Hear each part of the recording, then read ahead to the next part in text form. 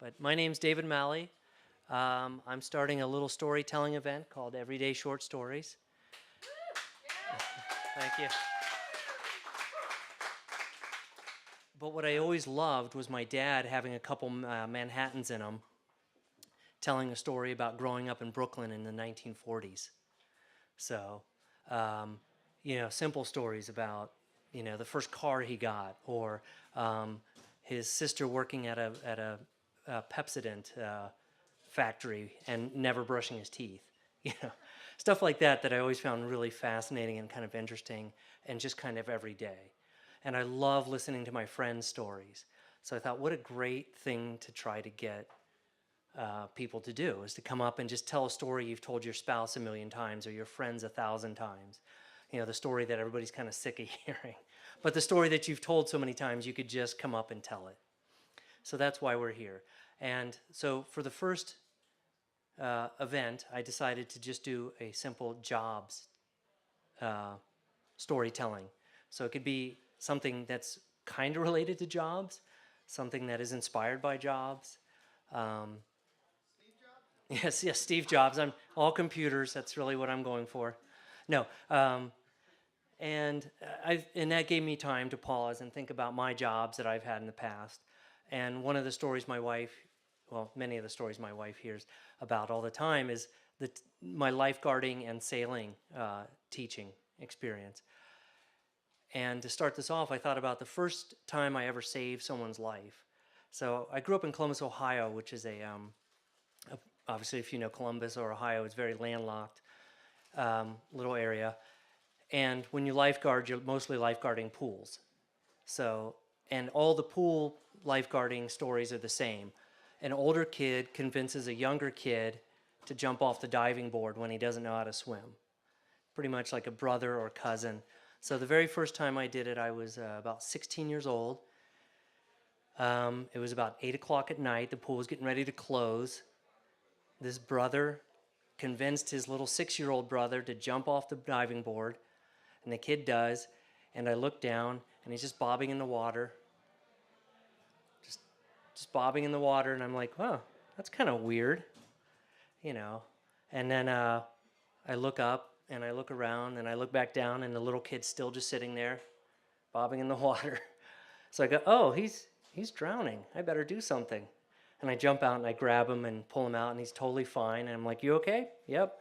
So that was the first time I ever saved someone's life, was just a little kid being dared to jump off a diving board. So that's one. Thank you. So I'm going to have our first storyteller come up. It's Sam. He's a bartender here. So.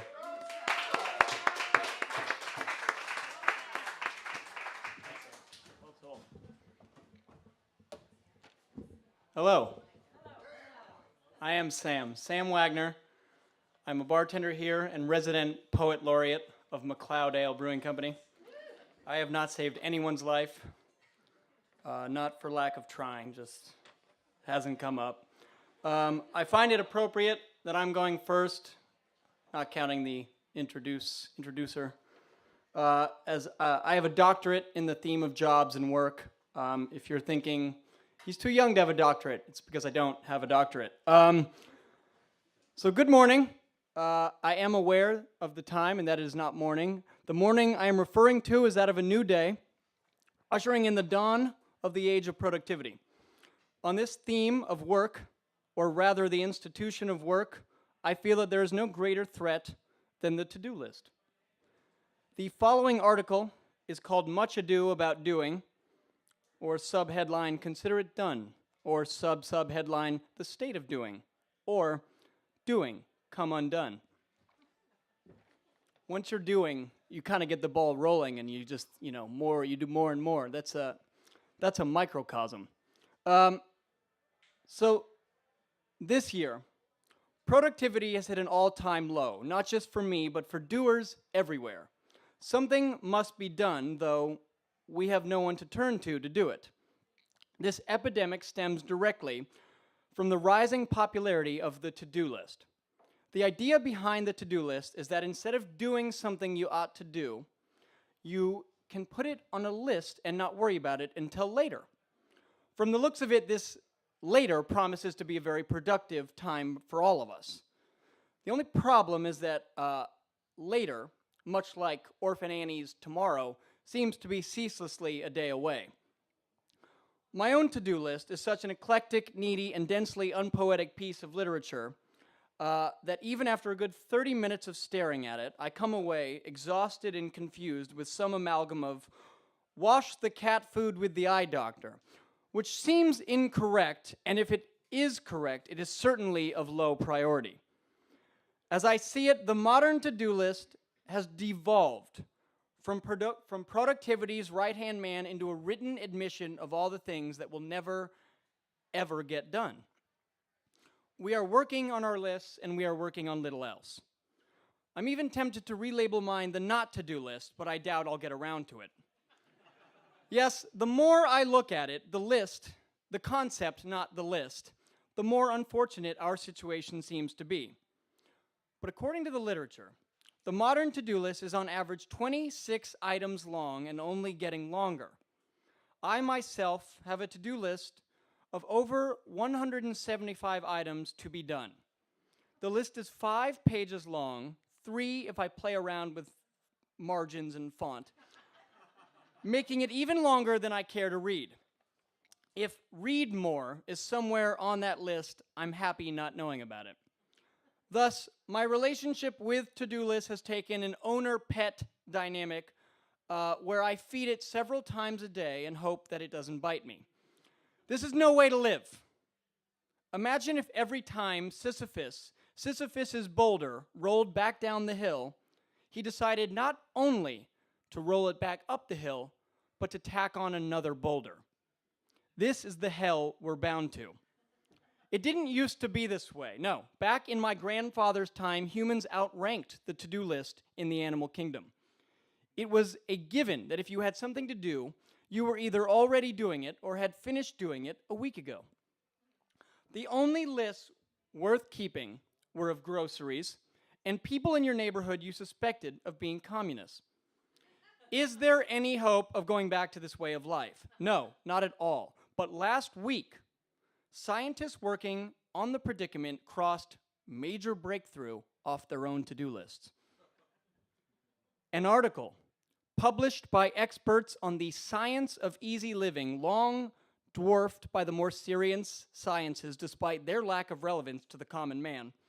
These easy living experts claim to have resolved the issue and established a configuration for a less demoralizing to-do list. The answer, summed up, is 3.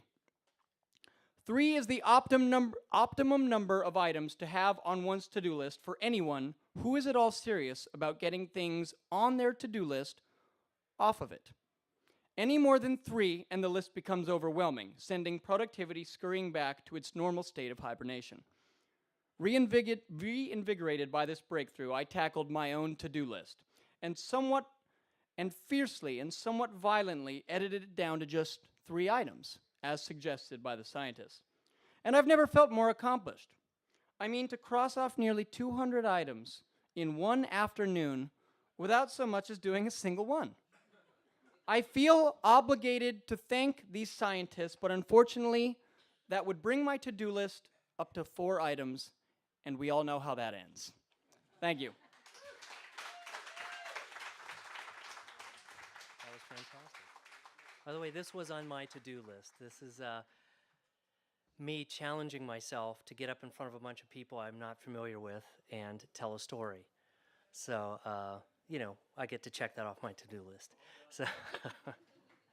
So, our next storyteller is Hilary.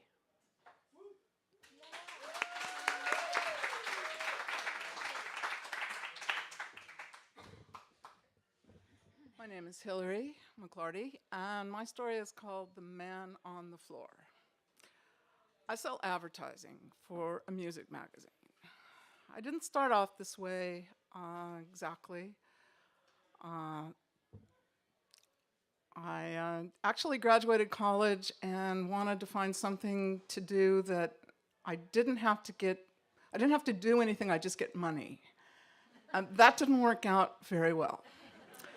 So plan B was find something that I wanted to do that I would do anyway for free, but I would also get paid.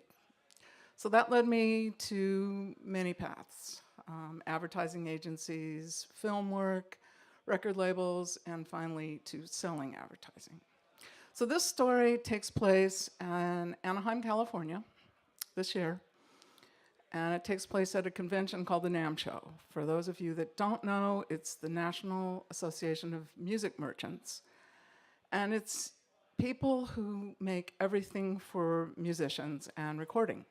Everything from picks to recording equipment to amps to microphones to sheet music, 5 football fields of this stuff. It happens in 4 days in January, and if you wanted to see every single booth, you'd need about 5 days. So you have to work quickly and be selective. So because I work for this music magazine and because of the way that I sell ads, which is very personal, I like to get to know people. I like to get to know what they do, what they want, what they need. And I try to interest them in what I have. And if it fits, then I make an ad sale. And I try not to lie to people. Lying is not in my playbook. I often tell people if I had a crystal ball to tell me what would work and what wouldn't work in advertising, we'd all be very wealthy. But I don't have that. So all I have is kind of a gut instinct and a personal relationship with people. So I go to this convention, and by the way, at this convention, the bar opens at 10 a.m. And it's a lot of rock musicians, a lot of engineers, producers, musicians, studio owners, studio managers, lots of rock stars, and it gets pretty rowdy. And I myself don't do that, but I understand why people do. So I'm here at the NAMM show, and I cannot hear. I cannot hear because there's guitars plugged in amps, there's people singing in microphones, there's people talking very loud, there's lectures going on about recording equipment. It's so loud. All I can do is go outside at brief intervals. And did I mention it rained this year? It was a rainstorm, but I had to go outside anyway. It was very important that I do that. And so I'm trying to make my way through this convention, and my boss is texting me about every 20 minutes saying, did you see this person, did you see that person? And finally he texts me and says, by the way, Molly called, and she said she wants to place an ad. So I get this text, I run over to Starbucks, I find a place where I can actually talk on the phone, I call her at her studio, and they say, oh no, Molly's not here. She won't be back till Monday. This is Friday. And I'm thinking, oh man, this is not good because the magazine's going to the printer on Monday, so I've got to get it together today. How am I going to do this? Suddenly the thought crossed my mind, maybe she's coming to Anaheim to the NAMM show. So I say, is she coming to the NAMM show? They said, oh yeah, she's driving down there. So I get her cell phone, I call her up, she says, yeah, I'll be there. We agree to meet at 4 o'clock in a hotel in back of a bar. So I suddenly realized I don't know what she looks like, so I'd be looking for someone I didn't know. So I call her back and I say, how will I find you? She said, oh, I'm wearing a hat. And I said, oh good, I'm wearing a hat too. So that worked out really well. And so if she finally gets there and we're sitting on this bench and we're talking, we'd never met before. She's telling me about her studio. It's very large. It can record an orchestra. Talking about her clients, the kind of people that come there. And we're sitting there just having this little chat, and all of a sudden, right in front of us, this guy goes, boom! He just falls down on the ground. And we're sort of looking at each other going, what is going on? And we're in slow motion, but people around us are not as slow. They come running up to the guy, they're picking him up off the ground, they're picking his glasses up. You know, he'd spilled his drink. He's getting up, and all of a sudden he starts going, leave me alone, you faggots, don't touch me, leave me alone. and yelling at these people, and they're all kind of backing away and kind of wondering what was going on. And as people were walking away, they were saying, "Yeah, the guy's like really drunk." So we look at each other, Molly and I, and we say, "Wow, that's really sad." And both of us have known people in the music industry that have crashed and burned in this way. And it's not a pretty picture. So we get back to what we're talking about. We end our conversation. And I'd like to say that after we left that day, we became good friends, that we chatted on the phone, that we went to coffee, that we went to shows together. But it really wasn't like that. It was an ad sale, half-page ad for February 2017.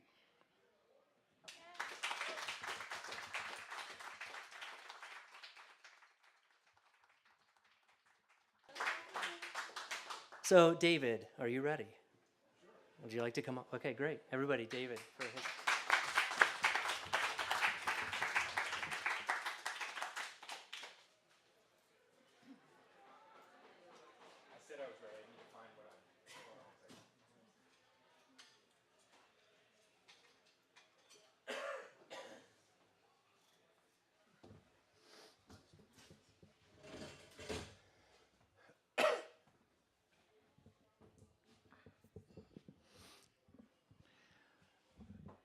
So one of the things that I get to do is I'm a coach, and often people who come to me want help identifying what type of work they should be in or what type of job they should be in.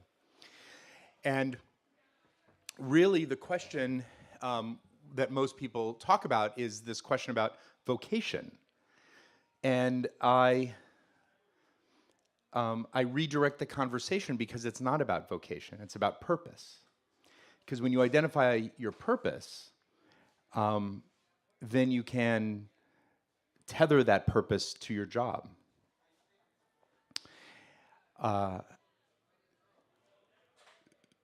So one of the things that I do is I write prose poetry, and I bring that into the conversation around purpose.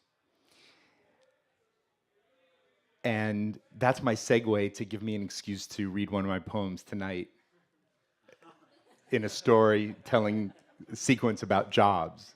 But it actually is connected, because part of what I do in my work with people is I bring this aspect of my work, of when I write poetry, which is so freaking lucrative. But I bring it to my work as a coach. This poem is called "That's What I Do." I want to be at one with the universe.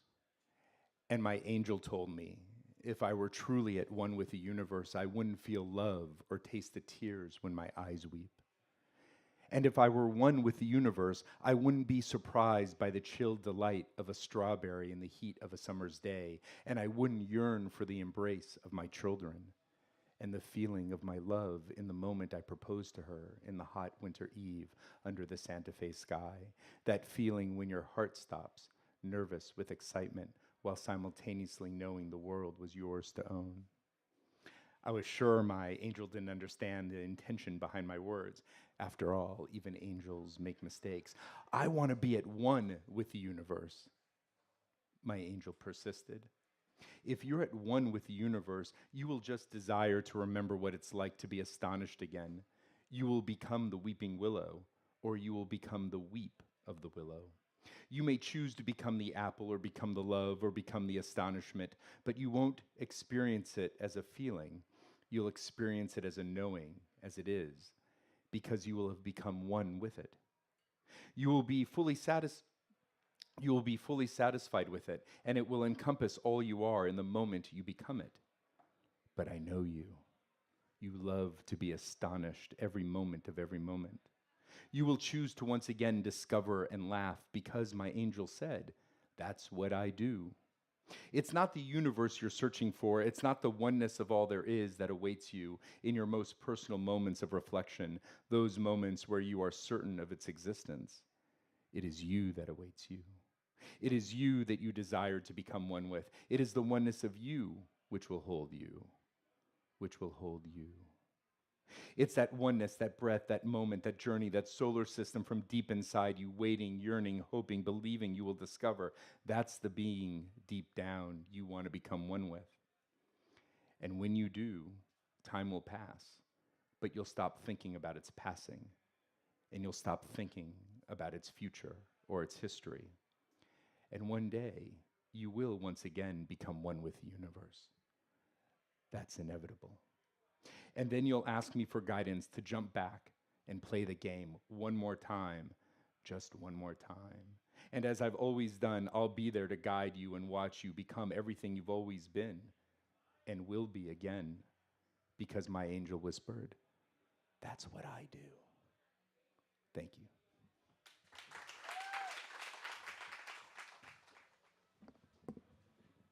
Thank you very much, David. That was wonderful. I'm really, really just overwhelmed by the fantastic stories that are being told. And I just thank everybody for coming out and supporting this. And hopefully we'll make it bigger and better and greater and more better and all that good stuff. So I think we'll do one more story and then have a little break. I think food will be ready at the taco truck outside, or if you guys are hungry. So how about Virginia, if you want to come up and tell your story?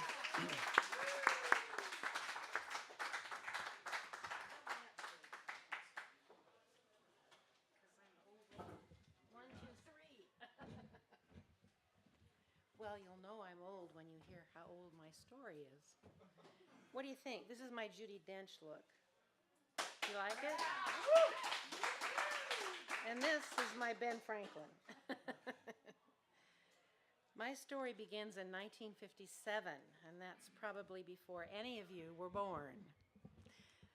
But that's when it begins. Eisenhower was president, and he is a member of the lost generation. Generations have their names. Nixon was his vice president, and he is a member of the greatest generation. They both decided that it was time to defend Iran, Pakistan, and Afghanistan. This is in 1957. The headlines in the newspaper that I saw when I was 15, and I was 15 in 1957, were about the mad bomber, the Ku Klux Klan, radiation readings, and there were 4 stage 1 smog alerts in Los Angeles. Today, those stage 1s would be stage 3. It was dangerous to breathe if you went outside. The civil rights movement was starting, and Cold War communism, or the Russian threat, drop drills, bomb shelters were part of our daily life. Elvis was popular then, on the radio all the time, which might be why little Susie wouldn't wake up and why Peggy Sue was in trouble. I was 15, and although I am told that would make me a member of the silent generation, I worried a lot, and sometimes out loud. My mother considered me neurotic and annoyingly worried. She had been brokering jobs for me since I was 11, babysitting all over the neighborhood, 50 cents an hour. I was diapering the babies, running after the toddlers of the baby boomer generation. My first real job, and this is another one that she brokered for me, was as a soda jerk at Curry's Mile High ice cream store. They no longer exist, but they were very popular back in the day. Does anybody ever remember hearing about Curry's? Okay, well, you'd think the Mile High ice cream was pile upon pile upon pile upon pile of scoops. No, they had a special scoop for these ice cream cones. It was like a pointed trowel that was curved, and you had to jam that sucker all the way down into the frozen ice cream, and they kept it frozen because they didn't want it falling apart, and then wind it around, pull it out, and jam it into the cone. Well, after my first day of training, I remember going home and sitting on the front porch being scared to death. I'm sure I was going to break a glass, somebody was going to eat it, they were going to die, I was going to wind up in jail. This is how my mind worked. My mother said, for God's sake, just go to work. She felt like work was the panacea for every kind of worry. So I did. I went to work. And I made sandwiches, burgers, malts, sundaes, banana splits. As far as I know, nobody died or ate any broken glass. And I never had to go to jail because I'd murdered somebody. I met some interesting people working at Curry's. One of them was a seamstress, and she would come in the late evening after her day at work, and she talked about the beautiful gowns she made. And I really wanted to see the evidence of her handiwork because she clearly was very skilled. And then I found out that she only had to make the front of all the garments because she worked for a funeral parlor.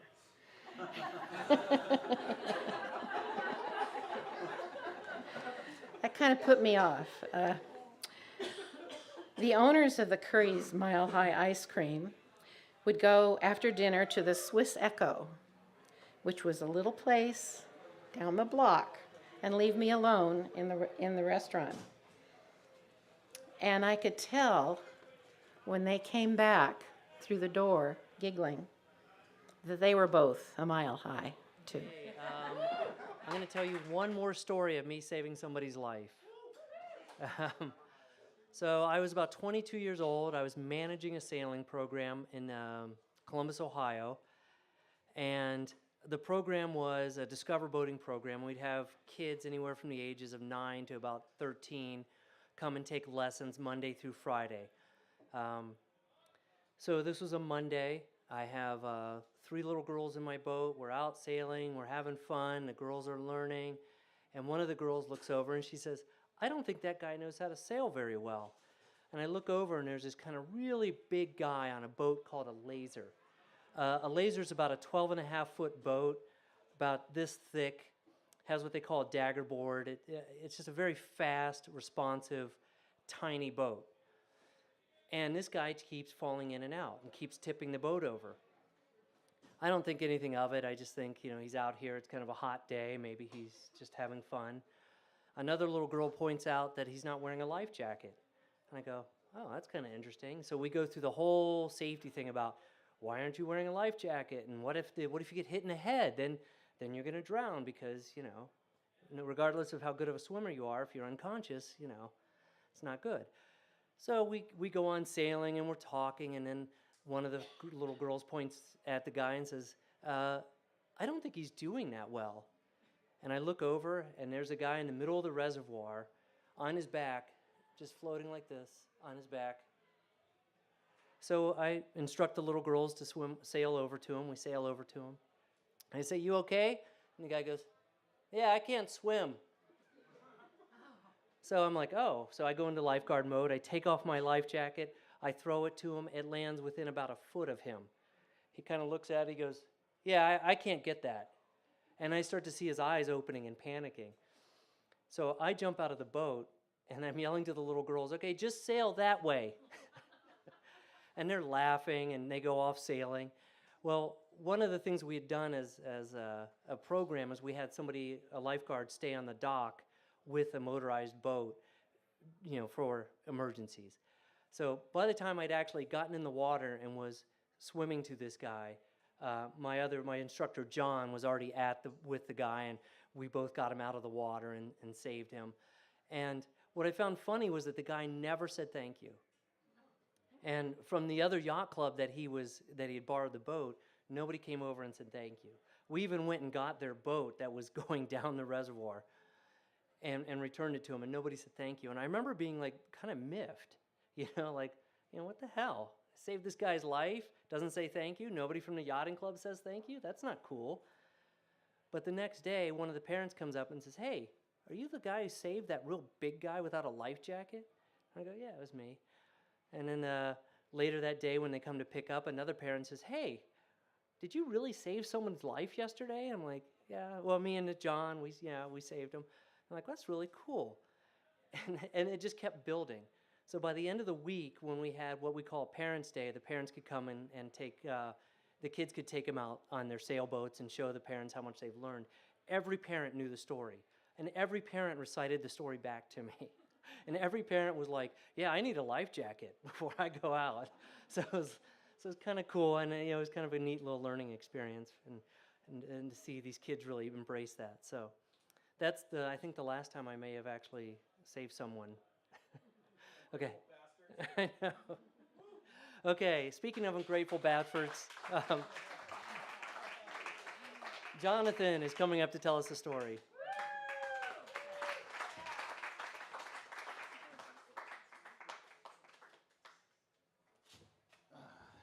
All right, how's everybody doing? Oh, God. Really? It's that time of the night, huh? All right, I know what you're all thinking out there. This guy's going to tell us a story now. Yeah, this guy. He's obviously a dancer or something. So I'm gonna break with, since everybody's kind of been breaking with tradition here and not telling stories and kind of doing other stuff. I think I'm gonna continue in that vein. I'm gonna go ahead and I'm gonna have a confession. That's what I'm gonna do. You said this could be, it had to be true, right? That was your criteria. It had to be true, right? So this is my confession. Not proud of this. And it's job related. I was a teenage tobacconist. I was. This is a true story. And how could this happen, you might ask? I'm going to tell you. That's the story. So stay tuned. So when in the 10th grade in the illustrious Los Angeles school district, back in the 1980s when I was in 10th grade, they had the second semester, the least popular part of the second semester. After you finished driver's ed, you went to what was called career training or career advice. And you went to class, and they gave you a skills test.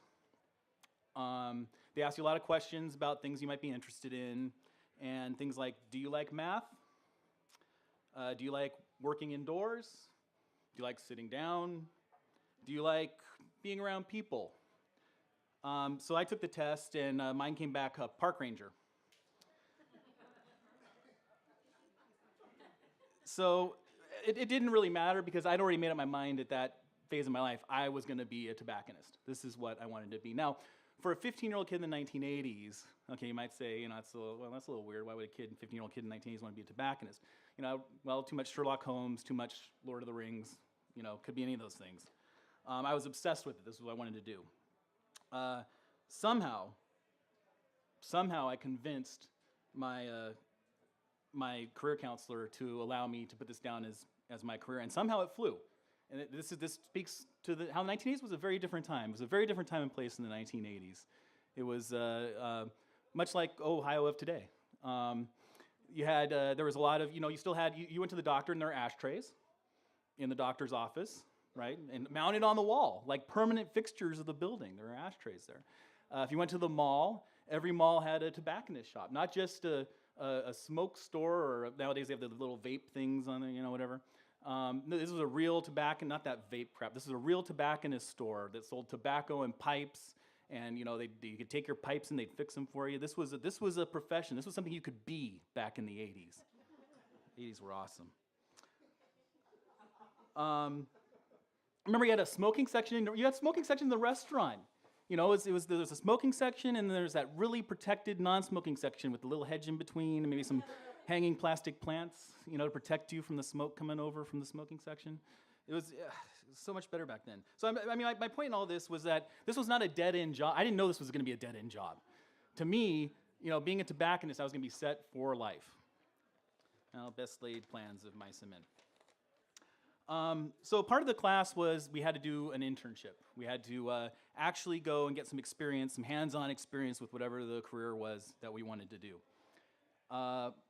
My counselor recommended that I call the Park Service or the Santa Monica Mountain Reserve. No, I want to be a tobacconist. So not sure how I made that fly, but I did. Went to the local tobacconist store where I was already a little notorious as the 15-year-old kid who kept trying to hang out in the tobacconist store. And presented the owner. We'll call him Bob because that was his name.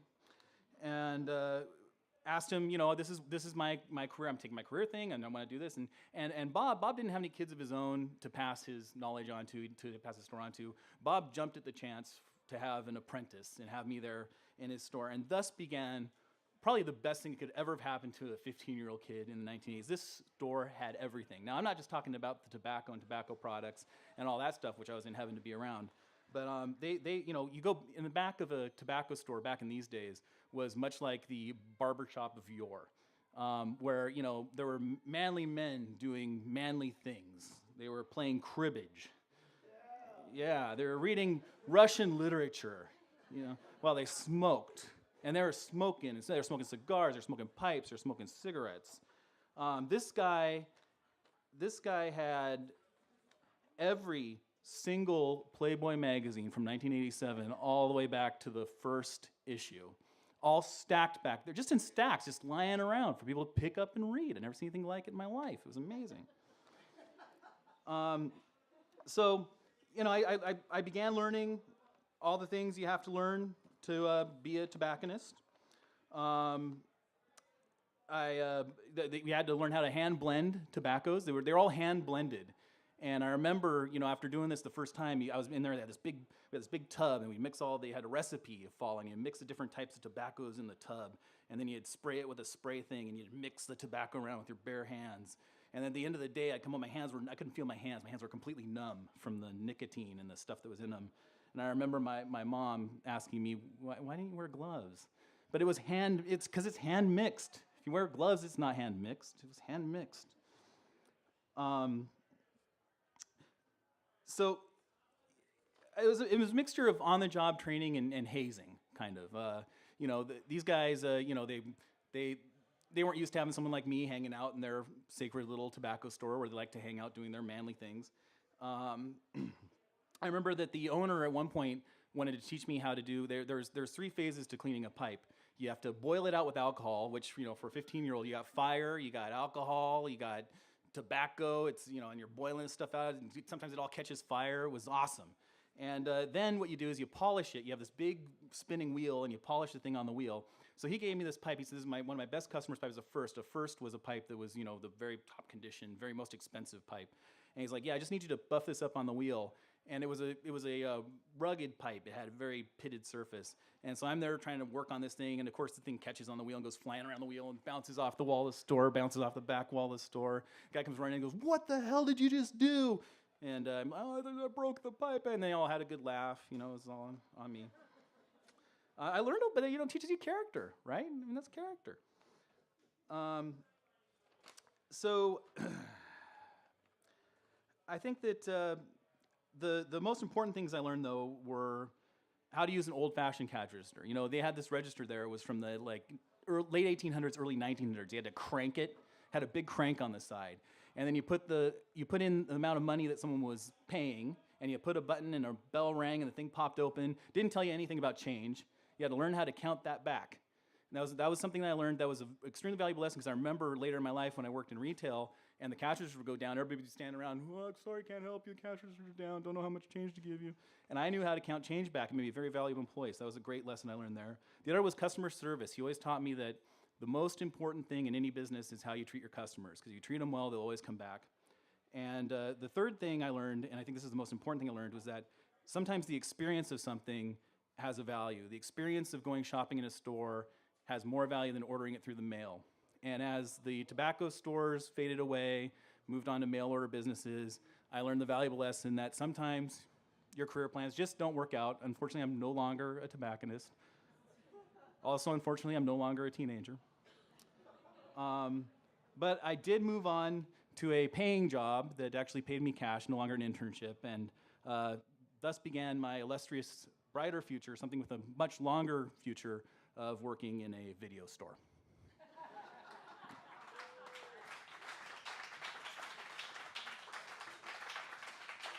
Thank you very much, Jonathan. All right. Now we have really a superstar here. Jennifer, the owner, is going to come up and tell a story.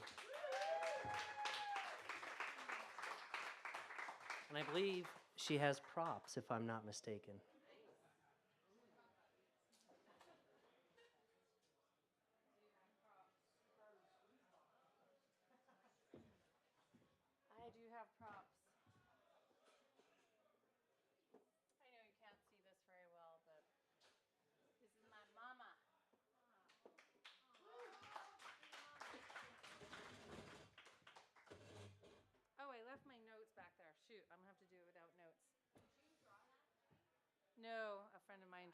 It's a portrait of my mother that was rendered from a photograph. I can move closer. It was rendered by a photograph of her hanging out with some of her and my dad's friends when they were in college or something. Thank you. I'm actually glad that I got to go next because, believe it or not, I am actually named after a tobacco shop. How could that I'm probably the only person in the whole world that has ever been named after a tobacco shop. No, yeah. There you go. My dad had a tobacco shop on Colorado Boulevard in the 60s called Anastasia's, and that's my middle name. So, all right. So, my work story is about being a bagpiper for funerals. This is a side gig of mine that I started doing after I learned to play well enough to play in public. And I was very nervous at first. I didn't know what to do. Everyone has a different request. And I don't know, I'd never been to a funeral before. I had one experience when I was in high school where a friend of mine had a family friend who died, and we went to the funeral home to go look at the body. And as soon as I got to the doorway, I started to giggle incessantly, and I couldn't stop. So I stayed back, and that was kind of my only experience being around a dead body, was just like giggling and not being able to stop. So I was a little nervous about doing funerals, but after I did a few funerals, I started to enjoy it. And I've done so many different funerals. Like most of you have gone to funerals because someone you knew died. But I was able to go to other people's funerals. I didn't know them, and it was a very interesting experience. I've been to really massive funerals. One time I did a funeral for a soldier who was shot down in a Black Hawk helicopter in Afghanistan, and my whole pipe band was hired to do his funeral, and it was massive. We went down to Orange County to do the first half of it, and then we drove in a convoy up to the Westwood and did the rest of the funeral there outdoors. The news was there, so many people in uniforms. There were some very wonderful rituals that were carried out there, and that was a huge honor to do that funeral. And on the other side, I've done a tiny little funeral. The smallest funeral I ever did was at a cemetery in Westwood where Marilyn Monroe is buried. And this woman called me at the last minute, could I please go there and help her with her mother's funeral? And literally her mother had died and they didn't have any plans for where she should be buried, and so she was cremated, so she was in an urn, so she didn't need that much space. And this funeral home found a spot between some roots of a tree and gave her that spot for her mother's ashes. And it was just me with my bagpipes, her with a violin, and her sister. And it was just the three of us saying goodbye to her mother. So I played some things on the bagpipes, and then she played some things on the violin and sang. It was super intimate, and I couldn't believe that they felt strongly that they wanted a bagpiper there, but I'm glad they chose me. And then afterwards she said, you should really check out the cemetery. It's really interesting. A lot of famous people are here. So I created a whole photo album of all the famous people that were buried there. I already mentioned Marilyn Monroe, but also like Farrah Fawcett, and I'm not good at coming up with names on the fly. That's why I needed my notes. But anyway, suffice it to say, a lot of very, very, very famous people. If you've never been there, it's in Westwood, and everyone's there. In fact, I went to the little area where they, the crypt, I don't know what it's called, no, where they bury you in a drawer instead of in the ground. And I found Buddy Rich there, so that was cool. I felt a little guilty walking around and kind of having a good time after helping this woman bury her mother, but she had encouraged me, so I didn't feel too bad. Another interesting funeral, one that really hit home, was for a UPS driver. He was very popular. Really, a lot of people had showed up to his funeral. And he was in a golf foursome. And his three buddies showed up to talk about him. And man, I could hardly hold it together. I realized how important that friendship was. I mean, these guys had been golfing together for, like 20, 30 years. Through marriages, divorces, children, graduations, all those kinds of things. I mean, it really made me realize that friendships sometimes are more important than even our own spouses because, as we all know, those come and go sometimes. But these four guys were together for many, many years. When I got home from that funeral, I was like, honey, you need to find some golfing buddies. I encourage you all to do that. Or something, Another interesting funeral I did one time, I did with my friend John. I think I kind of took him as protection because I had gotten a call to go do a funeral for some Hells Angels. And funnily enough, I don't know why I say funnily enough, but there was a rabbi doing that service. And it was at not a funeral home, but a cemetery not far from here. And so we were there, a bunch of Hells Angels, as tough as you might think. There was a widow there. I don't know if she was a wife or a girlfriend, and this rabbi was there doing the service. Well, so at some point through the service, some of the Hells Angels kind of lost interest, or maybe they were too uncomfortable with the sadness, or I don't know really what happened. But a few of them decided to kind of get up from their chairs and just go a few feet away, and they started to talk.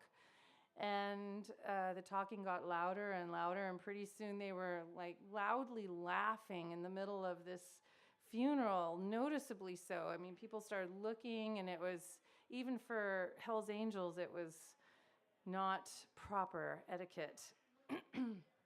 So at one point, one of the Hells Angels got really irritated, and he looked over and he said, "Hey, shut the fuck up!" And everyone was really quiet. And then the rabbi just looked at the guy and he said, "Are you talking to me?"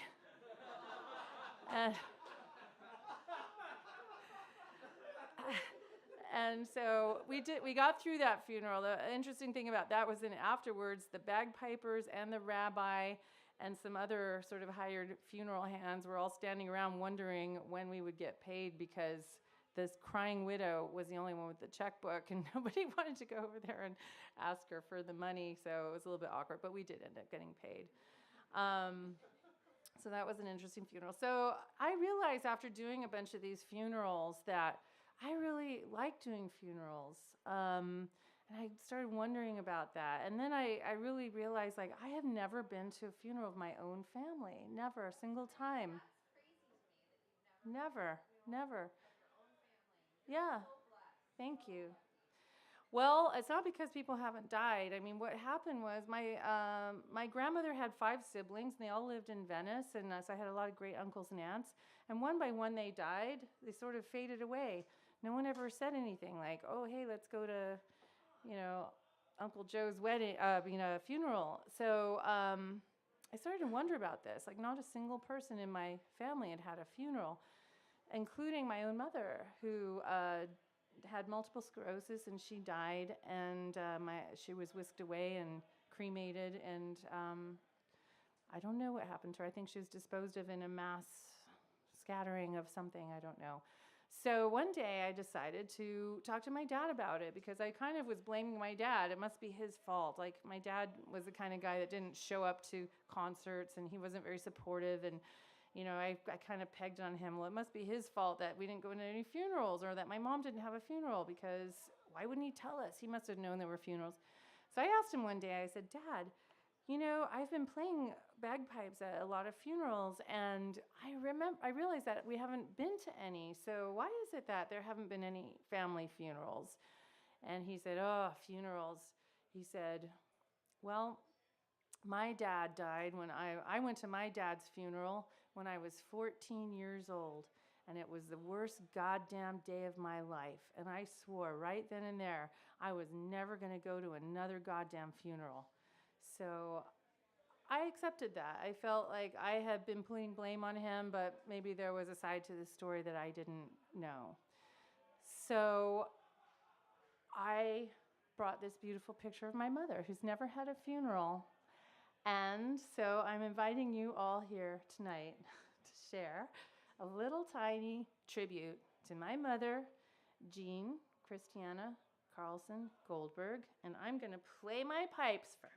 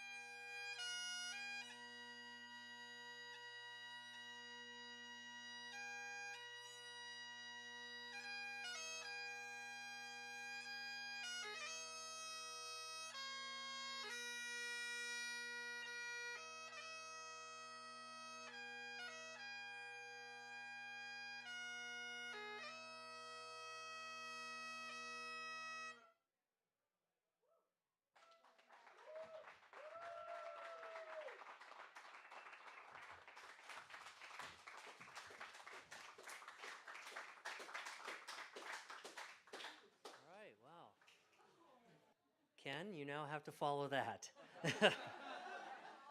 Everyone, Ken.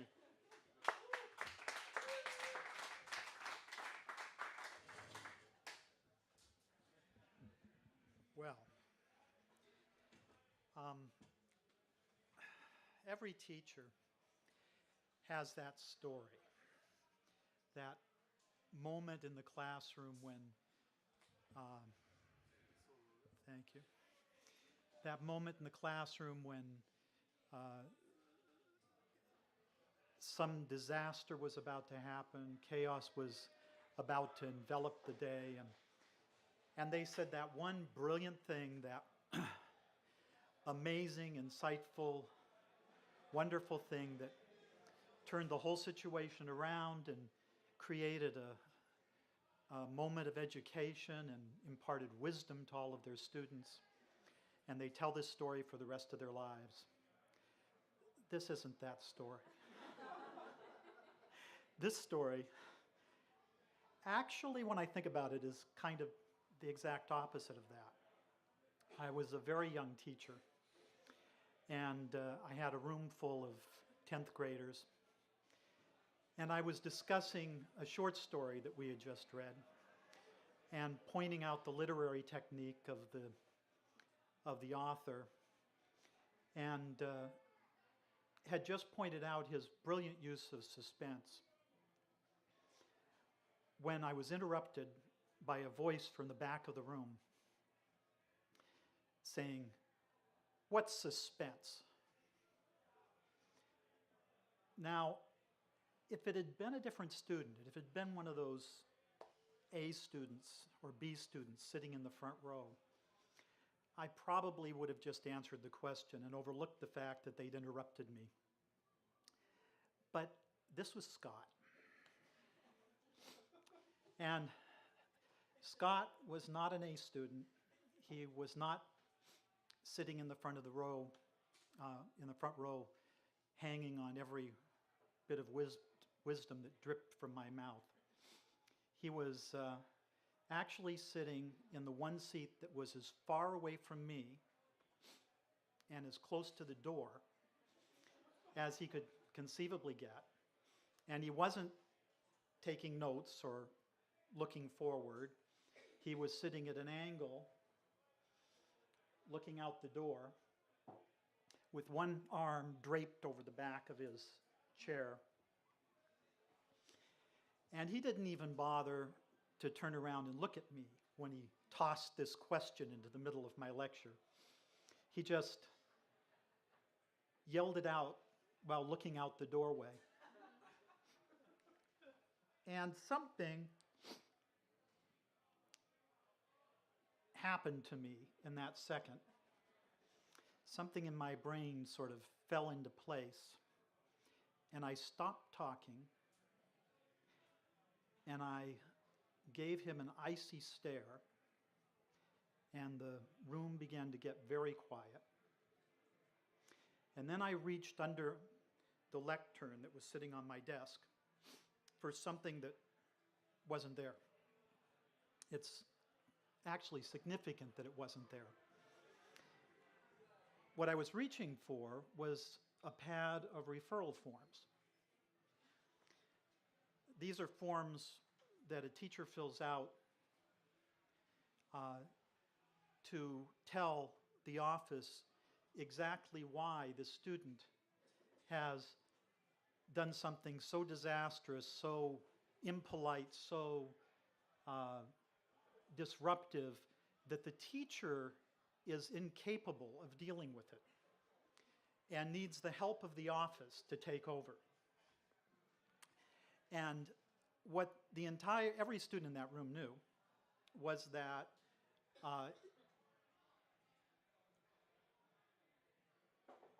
the way the office reacted to these forms was in inverse proportion to how often a teacher used them.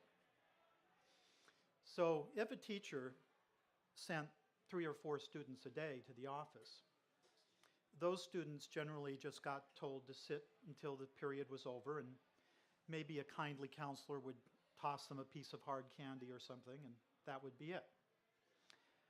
But that pad wasn't there. And the reason it wasn't there is that I never sent a student to the office. And the entire class knew that, which is why things kept getting quieter and quieter. They knew what I was looking for, and it wasn't in the middle drawer of the desk, and it wasn't in the top drawer on the right-hand side or in the next drawer down as I rummaged around. And finally, I found it in the bottom drawer on the right-hand side and brought it up and gave Scott, Mr. Wonderful, another icy stare, and then began to chronicle his sins. And I wrote, and I wrote, and I wrote, and I wrote, and then I wrote and wrote. And when I completely filled the side of the form that was allotted for the complaint, I tore it off the pad, turned it over, and started on the other side. And I explained the defects in his character, in his manner, in his attitude, in his rudeness. I just didn't stop. And finally, I had to take another sheet off the pad and use it to fold this one, because you were supposed to fold them over so that the students didn't see what it was you had written. And instead of the one staple, I stapled all the way around 3 sides to make absolutely sure that Scott could not peek on his way to the office and prepare a defense. So when I'd finished this, you could hear a pin drop in that room. 34 students staring with wide eyes, straight ahead with their hands, even Scott sitting there with his hands folded on his desk. And I looked at Scott and walked over to this wall, down the side of the classroom, slowly across the back, rounded the corner so that I stood between him and the door that he would like to escape through. Held out that form, and as I tore it in half, I said, "That, Scott, was suspense."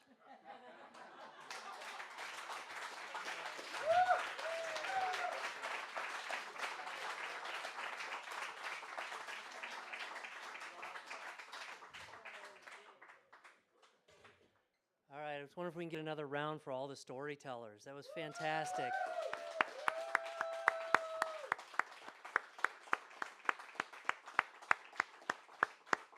Okay, before I let you go, I'd like to tell you one more story, and this is my Superman story.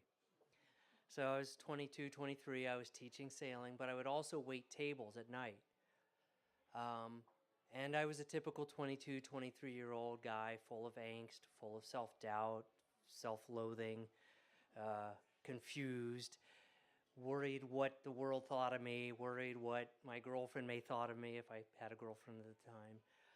I remember just struggling with life and just kind of not digging on myself at that time. But I'd just finished up sailing, and I'd gone home, showered up, was wearing my black pants and my white shirt, and I had my hair slicked back because I'd just gotten out of the shower. I ran to my local city pool where I could pick up my paycheck. You know, the whole time I'm kind of getting down on myself because all my friends are going out and partying, and I have to work my second job, and you know, I don't. My parents aren't paying for college, and you know, and I'm just kind of getting down on myself. And I'm walking through the parking lot, and I'm looking at my paycheck, realizing I'm flunking out of college, and this is probably the best I'm gonna do. And I'm just hating life. And I look over, and there's a little boy, about 7 or 8. You know, he's that age where he's still growing into his elbows and knees. You know, he's got the big elbows and the big knees, and he looks at me, and he kind of gets a grin on his face. And I'm thinking, I don't know this kid. Why is he grinning at me? But, you know, we walk a few more steps, and he turns back, and he looks at me again, and he goes, "Hey, Mom, check it out. Superman." And his mom turns around and looks at me, and she kind of smiles. and doesn't say anything, and they just turned around and walked away. And I just remember that. I couldn't tell you what happened that night at the restaurant, but I can remember that story, and I'll always remember that as the little boy who made me feel good just randomly. So thank you guys very much. Hopefully we can do this monthly, and I hope everybody would want to come and tell a story. You're always welcome. And if you want, we have a little sign-in sheet, so I can put you on the email list. And thanks again.